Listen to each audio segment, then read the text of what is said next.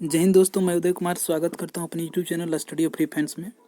आज के इस वीडियो में हम देखेंगे फिजिक्स का कुछ इंपॉर्टेंट क्वेश्चन। तो चलिए स्टार्ट करते हैं। यदि चैनल पर नए हो तो जरूर चैनल को सब्सक्राइब कर लें ताकि आने वाले नए क्वेश्चंस का आप आनंद ले सकें। तो चलिए स्टार्ट करते हैं। सबसे पहला सवाल आपके मोबाइल स्क्रीन पर है, आप यहाँ देख सकते हैं। पहला सवाल है कि कोणीय वेग के लिए सही समीकरण क्या है। चलिए चूज कीजिए। पहला ऑप्शन आपका है ओमेगा इक्वल टू 2πn, जिसको एन मतलब हो गया न्यू, जिसको आप फ्रीक्वेंसी बोलते हैं, और ओमेगा इक्वल टू 2π/t, और तीसरा है omega equal to θ/t and उपयुक्त सभी, है ना। तो इसमें आपका ये तीनों जो है वो बिल्कुल सही है। उपयुक्त डी बिल्कुल होगा आपका ऑप्शन। चलिए नेक्स्ट क्वेश्चन की ओर बढ़ते हैं।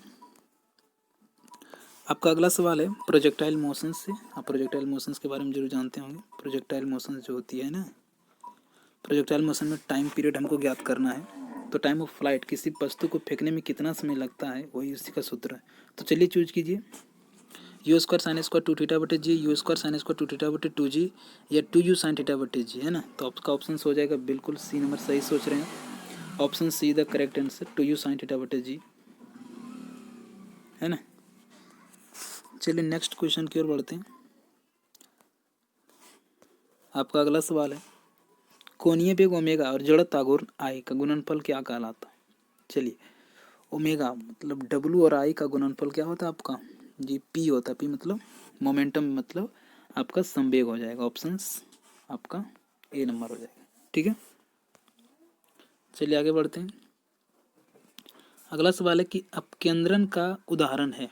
अपकेंद्रन, है ना, जो अपकेंद्र बल लगता है, जैसे सेंटर हो गया, सेंटर के अंदर की ओर जो लगती है बल, है ना, अंदर की, इसको कहते हैं क्या, अभिकेंद्र बल। और इसके जो विपरीत दिशा में लगती है, इसको छद्म बल के नाम से भी जानते हैं। इसका कोई मतलब बल ही नहीं होता, बस अगेंस्ट काम करता है आपका अभिकेंद्र बल का। तो इसमें कौन सा उदाहरण है, तो आपका इसमें दूध का क्रीम निकालना, वॉशिंग मशीन द्वारा कपड़े सफाई, या तो अपकेंद्र पंप। तो आपका ऑप्शन से डी बिल्कुल सही सभी हो जाएगा। आगे बात करते हैं अगला सवाल।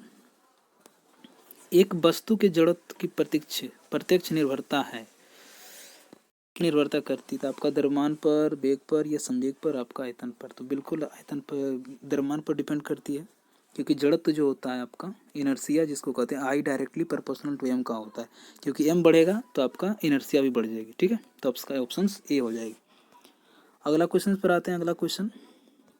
अगला क्वेश्चन से आपका बुद्धिमत्ता याददाश्त का केंद्र होता है जी। तो बायोलॉजी का क्वेश्चन है, सेरिब्रम हो जाएगा, है ना। बुद्धिमत्ता और याददाश्त का केंद्र आपका कौन हो जाएगा, सेरिब्रम हो जाएगा। अगला सवाल आपका है कि लौह प्रकृति में किस अवस्था में पाए जाते हैं। तो लौह कब जानते हैं, ऑक्साइड के रूप में पाए जाते हैं, जैसे फेरस ऑक्साइड, जिसको आप Fe2O3 कहते हैं ना। तो आपका Fe2O3 के मतलब ऑक्साइड के रूप में आपका लौह पाया जाता है। आगे बढ़ते हैं अगला सवाल पर।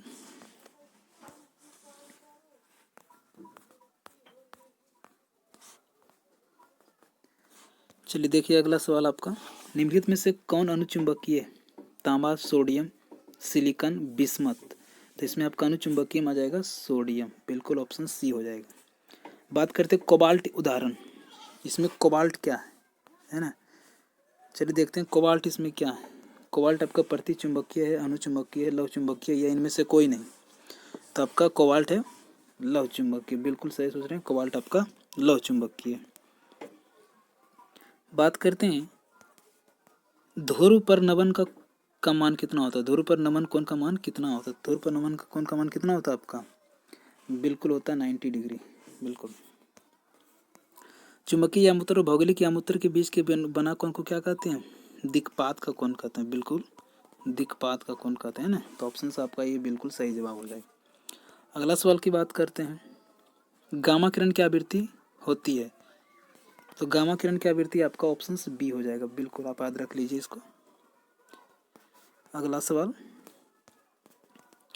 है कि विद्युत चुंबकीय तरंग का प्रायोगिक रूप में प्रदर्शन किसने किया था। फैराडे, मैक्सवेल, या हर्ज। बिल्कुल आप सही सोच रहे हैं, हर्ज होगा बिल्कुल राइट आंसर।